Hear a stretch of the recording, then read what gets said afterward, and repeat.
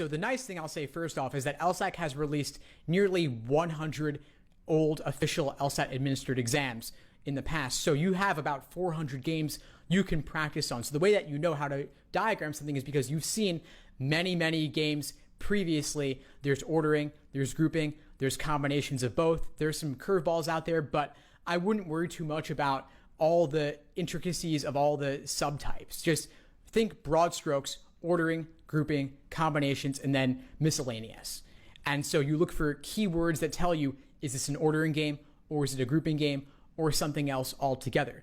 The second thing I would say is if you're at a total loss for what to do, look at the first question of the game.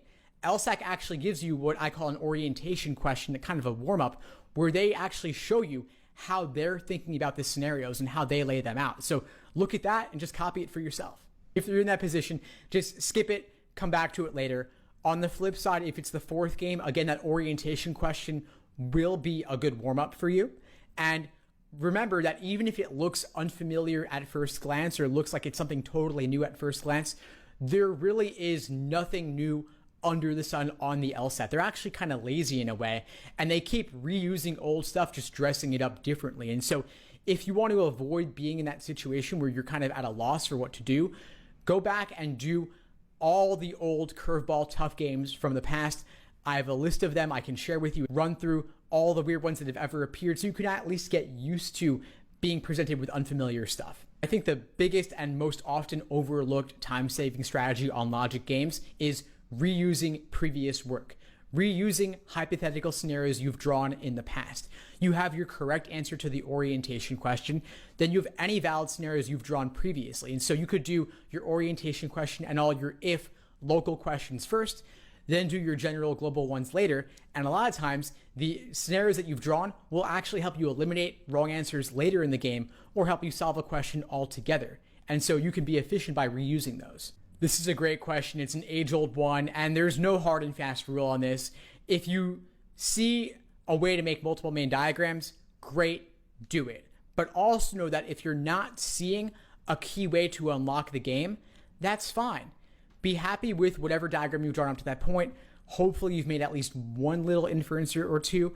Then you can learn more over the course of the game as you draw more diagrams. Typically, the more diagrams you draw up front, the less you'll have to draw over the course of the game. So it could be more efficient.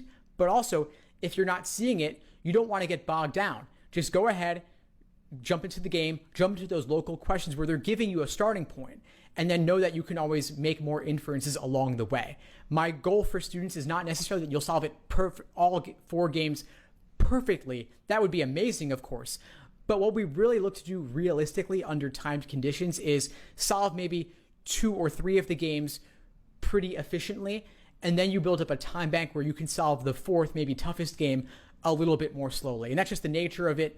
If you're a rock star and getting a 180, all 4 games super efficiently, awesome.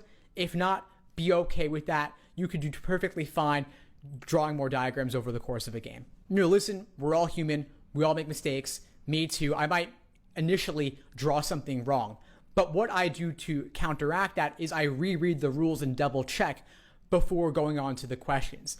That little extra, maybe 10 seconds or so, just double checking your diagramming of the rules could save you several minutes in the long run, because otherwise, and this happens to a lot of students, they'll be halfway through the game, then realize they made a mistake because nothing's working out, and then they have to go back and redo everything. So you definitely don't want to be in that position. Just take an extra second, double check that you drew everything correctly, look for your conditional indicators, for example, and then just double check knowing that before you move on. And listen, if you even can't get the orientation question right, that's probably a red flag that something went wrong. If you're getting 2 right answers or 0 right answers, go back to your rules, make sure you did everything correctly. If not, correct course and then move on. This is a great question. It's one I get a lot.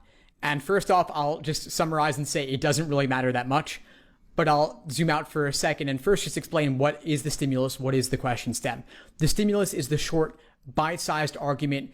It might start off with an editorial or a critic, someone giving some sort of argument, typically flawed in some way.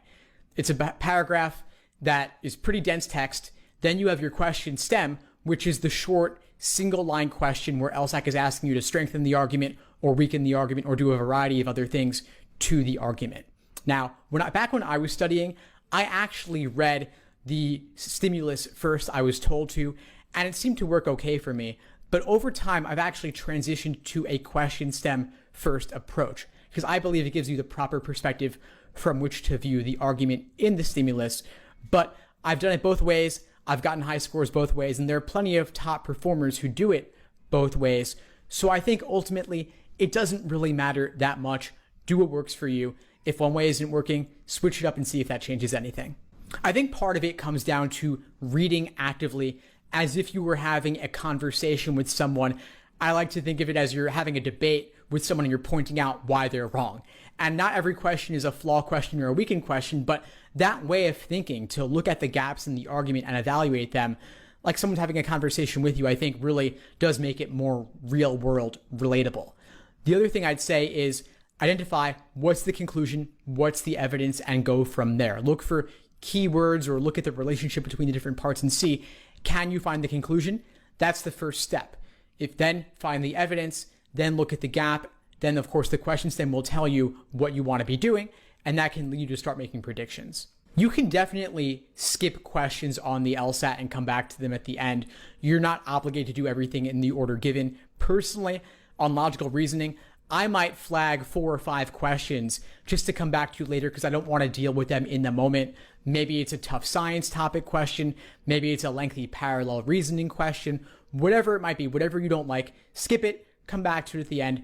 Everything's worth the same, so there's no reason to get bogged down in something difficult. If you're coming back at the end, the nice thing about that to start off with is that you have a fresh perspective. You've gotten all the other questions under your belt, so you do have a certain level of security knowing that at least you finished this section and these questions are the toughest ones anyway, so at least you've tackled everything else. But at this point, that fresh perspective could, maybe not for every single question, of course, but let you see the question in a new light in some way. Maybe some keyword will stand out to you that didn't previously stand out to you. And if not, hey, it's okay. You can get a few wrong and still get a top score. There's not really a one size fits all because part of it depends on your aptitude and your goals. I will say that for anyone reasonably aiming for a 165 or above, I would encourage them to try and tackle the first 10 questions in about 10 to 12 minutes. This lets you build up a time bank where if you flag 4 tough questions, you will have about 5 minutes at the end to come back to them later. And actually, speaking of the digital LSAT, I think that the biggest impact there is that you actually gain time because you used to have to bubble in with the number 2 pencil all those little ovals for 25 questions or 26 questions in a section.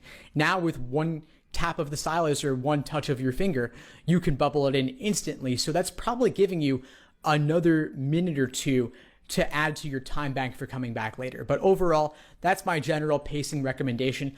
I wouldn't go into more depth on it than that or else you'll drive yourself crazy.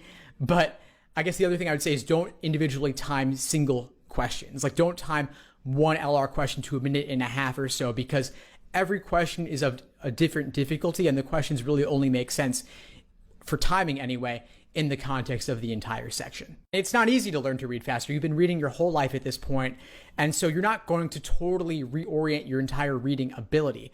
But there are some tricks you can use to read faster. First off, I want to say use phrasereader.com. Phrasereader.com, great tool. And I'll put the link below this video. What it lets you do is copy paste in text from anywhere and display it to yourself at different reading speeds. So you could use The Economist, you could use Scientific American, or if you have the PDFs, you could use actual LSAT questions too. Just copy them in and display them at 200 words per minute, 300 words per minute. Kind of place yourself on this reading comp treadmill to get faster. That's one thing you could do. That's kind of like a speed reading hack sort of thing. Maybe it works for you, maybe it doesn't. If not, I've got something else for you too, which is just when you're looking at the passage, dumb it down for yourself. They are so great at over-complexifying everything. Even things like I saw one reading comp passage they took from a New York Times article and they boringified it. Like they made it more boring for the LSAT specifically. And so if you can remove some of those layers by focusing on the basics, what are the major viewpoints and almost like caricaturing them for yourself, like old versus new, or subjectivism versus objectivism, or conservative versus liberal. whatever it may be. If you can just paint with a broad brush and put the different groups into a couple of major camps, it'll be much easier to relate to it, and then you'll get through it faster. I totally get where you're coming from. I honestly don't like the science ones either, but what I do is, again, I dumb it down. So let's say you have, like, previously people used to think about a certain topic this way. Now they think about it some other way. Like, they thought the earth was flat. Now they think it's round. So you have, like, old versus new, the old way versus the new way. And so they could give you all the details on the theory behind each side, but you just say old way versus new. You could have wrong versus right, or outdated versus updated, or what the author disagrees with versus what they agree with. And there's going to be lots of details and theory and technical terminology. Skip all of that. When you see details, speed up.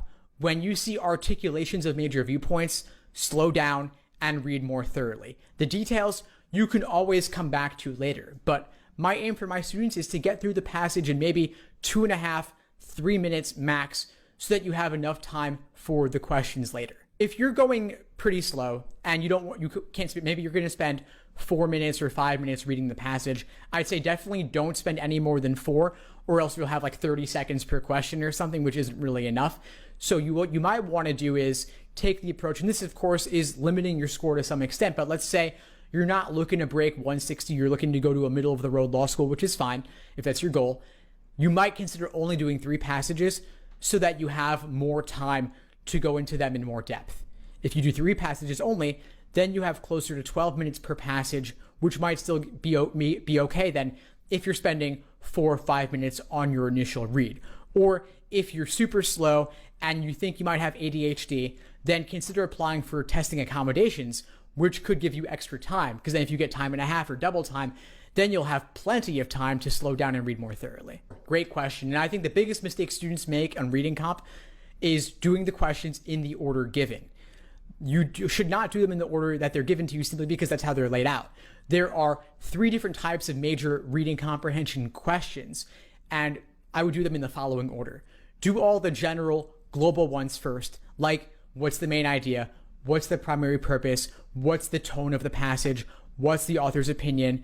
Do those first. They're the general, knock them out. And if you can't walk away from the passage with the main idea, then you should probably go back and get the main idea, because you need that to unlock everything else for yourself. Next, you have the local detail-oriented questions.